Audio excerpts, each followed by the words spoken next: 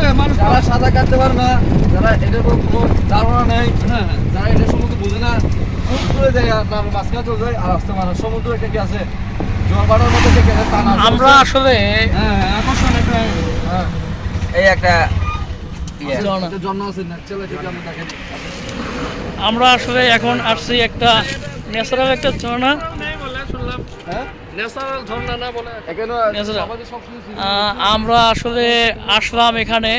আসলে গাইস, এটা এমন একটা জায়গা, আপনি পাহাড় চান না সমুদ্র চান, কোনটা চান এটা বলে আর কি। অনেকে অনেক সময় বলে যে আপনি কোনটাকে ভালোবাসেন, আপনি পাহাড়কে ভালোবাসেন নাকি সমুদ্রকে ভালোবাসেন।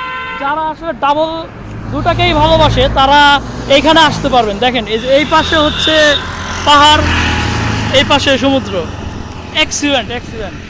আমরা এখন একটা ন্যাচারাল একটা ওয়াটারফলে যাচ্ছি।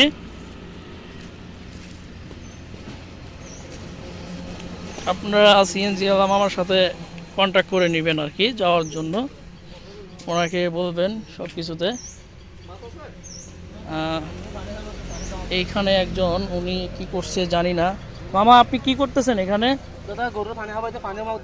উনি এই পানিটা, এটা তো একদম ফ্রেশ পানি না? উনি, হ্যাঁ আপনারা তো জানেনই উনি কিসের জন্য পানিটা ইয়া করতেছে।